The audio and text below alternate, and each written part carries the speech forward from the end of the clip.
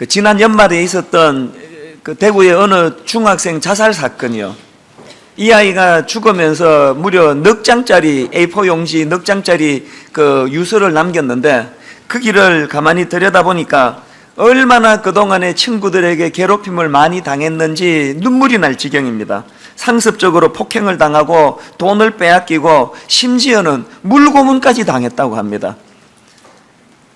실제로 이 죽은 학생을 조사해 보니까 팔, 엉덩이, 허벅지, 몸 곳곳에 그 피멍이 든 그런 자국이 여러 개 발견이 되었고, 또 그 삭제된 이 휴대전화를 다시 복구시켜 보니까 무려 300통이 넘는 협박 문자 메시지가 거기에 남겨져 있다는 겁니다.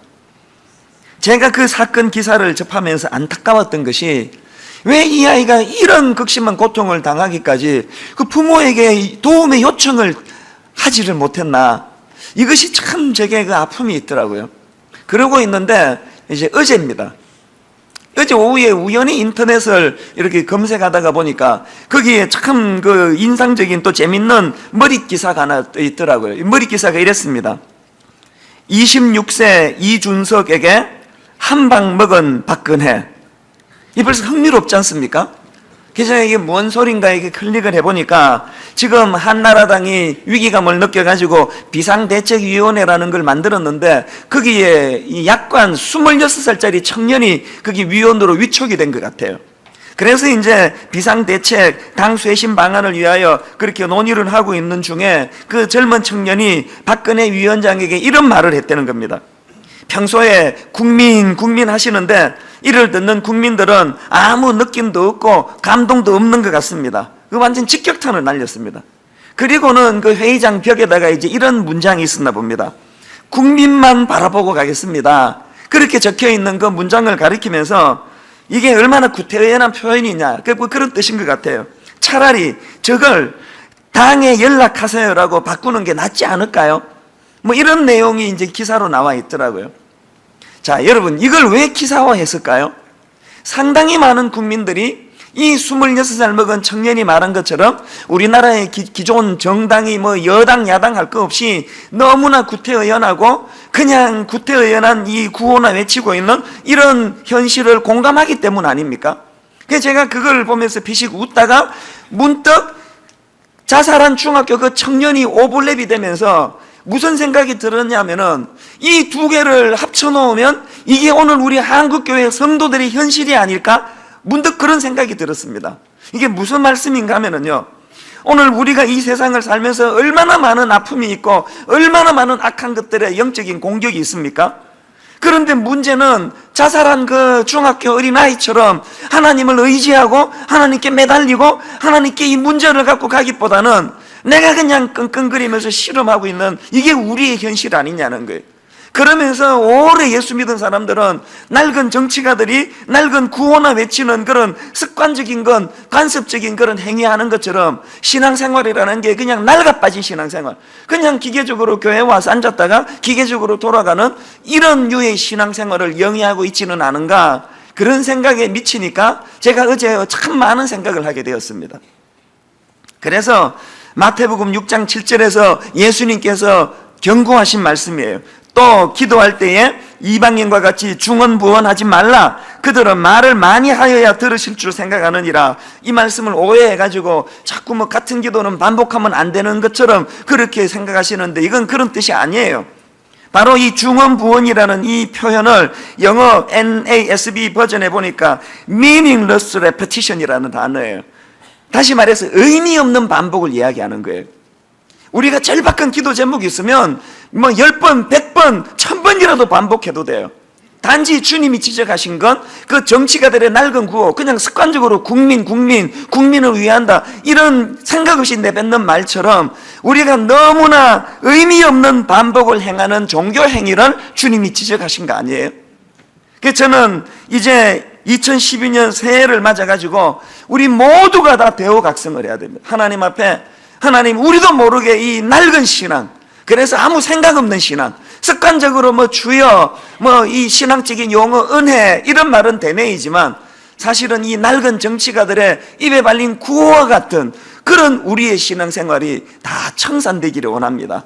그리고 우리를 괴롭히는 악한 것들이 영으로 공격할 때 하나님 그 자살한 그 어린 중학생처럼 혼자서 끙끙 앓는 신앙인이 아니라 내 영적인 아버지 되시는 그 하나님 앞에, 살아계신 그분 앞에 이 문제를 기도라는 통로를 가지고 나아가는 그런 새로운 은혜가 부어지는 2012년도가 되시기를 바랍니다.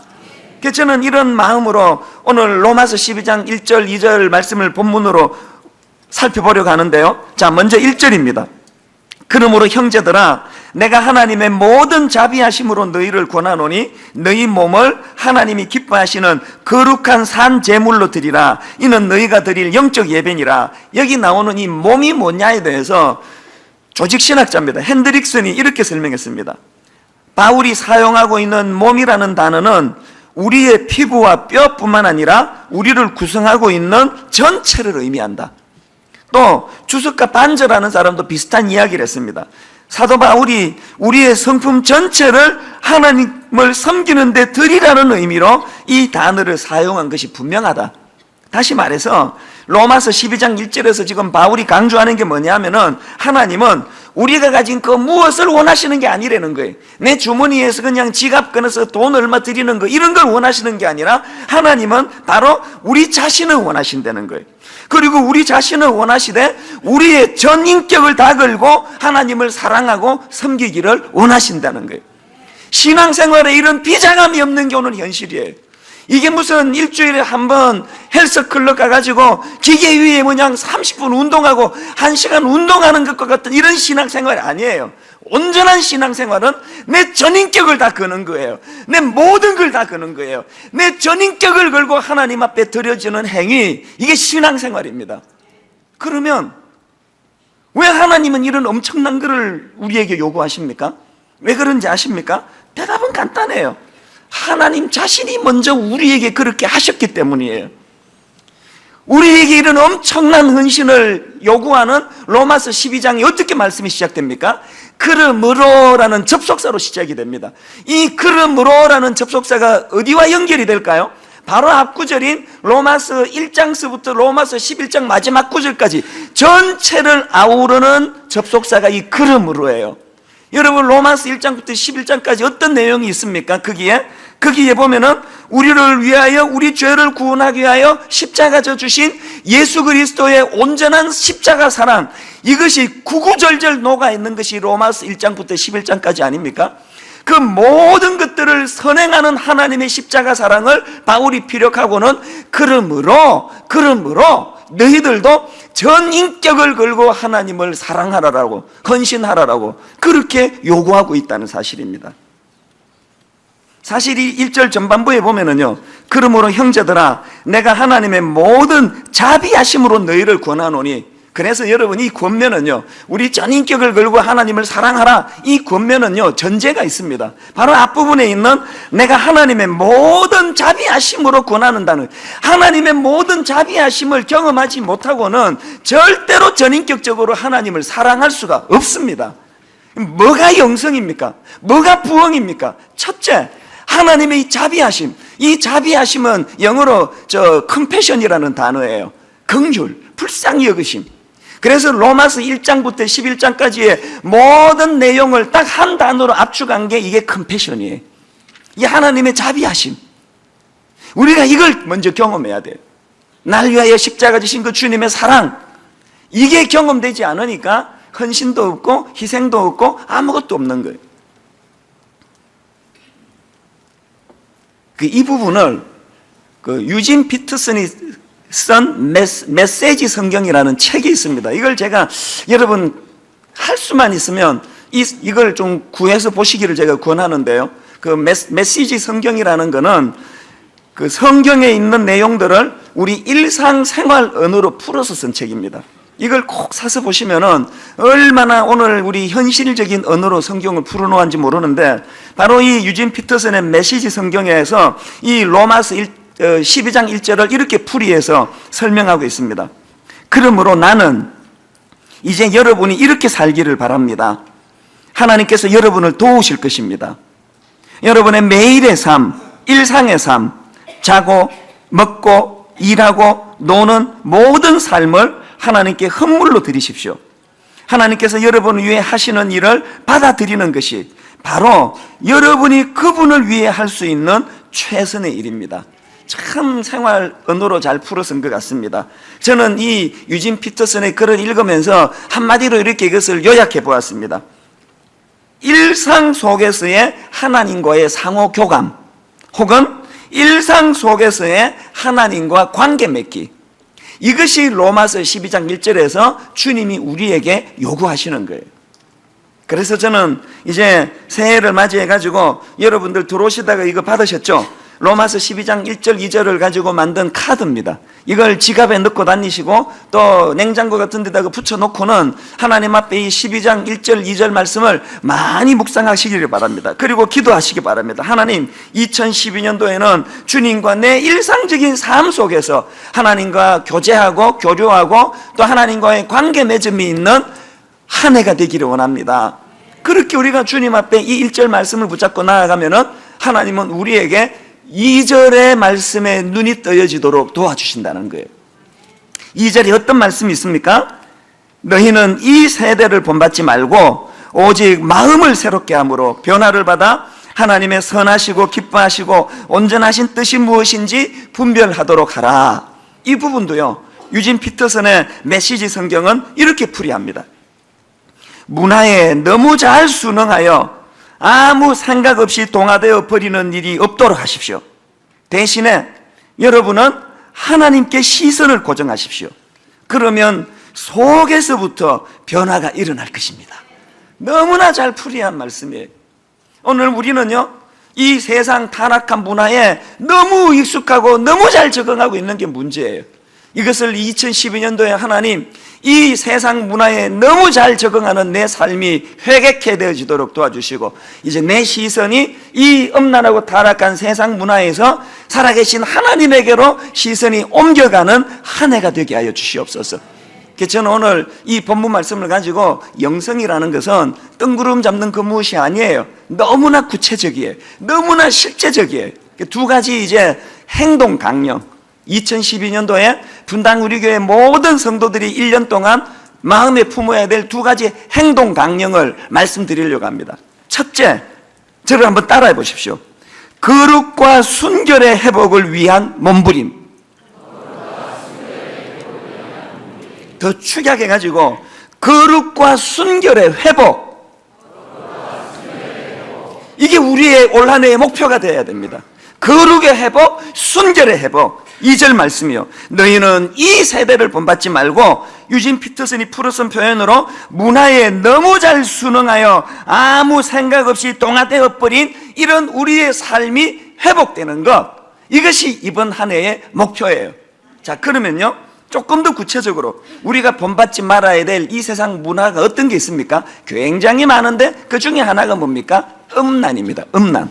자, 데살로니가전서 4장 3절부터 한번 보십시오. 하나님의 뜻은 이것이니 너희의 거룩함이라. 여기까지는 이게 추상적인 표현이에요. 이 거룩한 게 뭔지를 잘 우리는 몰라요. 그런데 바로 그 다음에서 그 거룩함이 뭘 말하는가를 이 곧이라는 등식을 통해서 설명하는데, 그게 뭐라고요?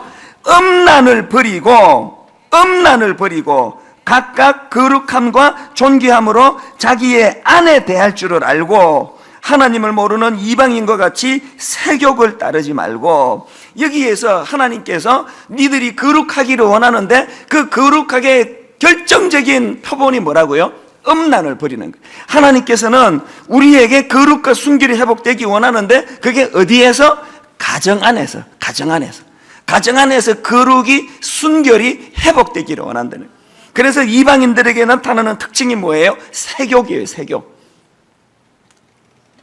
오늘 우리 예수 믿는 사람들이 오늘 이 세상 음란한 문화에 너무나 지금 동조되어 가고 있는 거 아닙니까? 여러분, 지금 우리가 발 딛고 살아가는 우리 조국 대한민국은 음란 공화국이라는 사실을 여러분 다 인정하십니까? 작년에요, 어느 기사에 보니까 우리나라 한국 남성이 전 세계에서 두 번째로 바람을 많이 피우는 나라라고 나왔습니다. 그리고 어떤 기사에 보니까요, 2010년도 성매수 실태조사, 돈 주고 그 윤락행위한 그 매수 조사를 보니까 기가 막힙니다. 지난해 한국 남자 10명 중에 37.9%, 그러니까 한국 남자 10명 중에 4명이 성매매를 했다는 거예요. 믿고 싶지도 않고 아니기를 바랄 뿐이에요. 어떻게 10명에 4명이 성매매를 할 수 있는, 이게 아닐 거예요. 아니기를 바랄 뿐입니다. 여러분, 오늘 이런 우리나라 이 현실 속에서 본문 2절 말씀이 지금 기억되어져야 됩니다. 너희는 이 세대를 본받지 말고, 유진 피터슨의 표현에 의하면 문화에 너무 잘 순응하여 아무 생각 없이 동화되어 버리는 일이 없도록 하십시오. 2012년도에 저와 여러분 모두가 다 하나님 앞에서 이 문제를 가지고 실험하시기를 바랍니다. 작년에 여러분 한국교회가 이렇게 수치의 자리에 빠지게 된 그 원인 중에 하나는 저희 같은 목회자들의 불륜 아닙니까? 저희 같은 목회자들의 성적인 타락 아닙니까? 오늘 이 교회 안에서도 이상한 집사, 이상한 권사, 교회 안에서 여러분 부부 아닌 사람들 사이에 지나치게 관계가 가깝게 지내는 거 다 청산되기를 바라요. 2012년도에 우리 교회 안에 이 악한 음란의 영이 자리 잡지 못하도록 하나님께서는 우리가 거룩하기를 원하시는데, 그 거룩은 꼭 음란을 버리는 것인데, 그것이 뭐냐? 각각 거룩함과 존귀함으로 자기 안에 대할 줄 아는 거예요. 우리 교회가 2012년도에 거룩이 회복이 되고 순결이 회복되므로 가정이 회복되는 놀라운 역사가 일어나기를 원합니다. 베드로전서 5장 8절에 보면은요, 근신하라, 깨어라, 너희 대적 마귀가 우는 사자와 같이 두루다니며 삼킬 자를 찾나니. 옛날에 마귀는요 굉장히 단순부시겠습니다. 그래서 막 골리앗으로 나와가지고 새끼들 죽인다 덤벼라 막 그러고 그냥 사자밥이 되도록 하고, 그러니까 안 통하는 거예요. 뭐 죽겠다는데 어떡합니까? 그래서 이제 이 마귀가 전략을 바꾼 거 아니에요. 섹시라는 단어로, 너무나 매력적이라는 단어로 짧은 치마를 입고, 그랬더니 놀랍게도 다 지금 거기에 넘어가는 거예요. 다 넘어가는 거예요. 여러분 앞에 어른거리는 그 음란의 영은요 가장 매력적인 모습으로 나타나지만 우는 사자와 같은 거예요. 결국은 여러분 거기에 덥석 물리고 나면 세상에 이렇게 고마운 아내가 어디 있습니까? 나 같은 보잘것없는 이런 남자를 선택해주는 그 고마운 사랑하는 아내에게 피눈물을 흘리게 만드는 결과를 초래하는 게 이 음란의 영 아닙니까? 가정을 파괴시키고, 한번 음란의 영에 잡혔다 그러면요 자식이고 뭐고 없어요. 저한테 여러분 매일 오는 20대 형제자매 가운데 제 가슴을 찢어놓는 메일이 얼마나 많은지 아세요? 우리 엄마가 지금 미쳤습니다, 목사님. 우리 엄마가 지금 정신이 나갔어요. 다 잠든 사이에 몰래 나가가지고 이상한 남자랑 통화하고 있는 걸 보면서, 목사님 내가 어떻게 해야 될지를 모르겠습니다. 오늘 이게 우리의 현실이에요. 우는 사자와 같이 음란의 영이 우리를 엄습할 때 너무나 매력적으로 다가오지만, 그것은 우리 가정을 파괴하고 자녀들을 죽이고, 한번 이 음란의 영에 눈이 멀어버리면은요 보이는 게 없어요. 뭐 목회자들도 보잖아요. 보이는 게 없어요. 2012년도에 거룩한 전쟁을 선포하십시다. 하나님, 이 음란의 영으로부터 피 흘리기까지 싸워서 주님이 말씀하시는 거룩, 주님이 말씀하시는 문화에 동조되지 않는 순결을 회복하는 하나님의 사람 되게 하여 주시옵소서. 그런가 하면 두 번째로 우리가 외쳐야 될 행동 강령이 있습니다. 영적 갱신을 위한 몸부림이에요. 한번 이 부분도 따라해 보시면 좋겠습니다. 영적 갱신을 위한 몸부림. 영적 갱신. 2절에 보니까 오직 마음을 새롭게 함으로 변화를 받아. 에베소서 4장 22절부터 보니까 너희는 유혹의 욕심을 따라 썩어져가는 구습을 따르는 옛 사람을 벗어버리고, 그 다음 오직 너희의 심령이 새롭게 돼요. 유명한 기독교 작가 가운데 에이든 토즈라는 분이 있지 않습니까? 이분이 쓴 책 중에서 습관적 신앙에서 벗어나라, 이런 제목의 책이 있는데, 토즈가 그 책에서요 그리스도인들에게 있어서 가장 큰 원수는 일상의 심리에 빠져 있는 것이다, 그렇게 말하고는 그게 뭘 의미하는가를 설명하기를 신명기 1장 6절 7절 말씀을 인용합니다.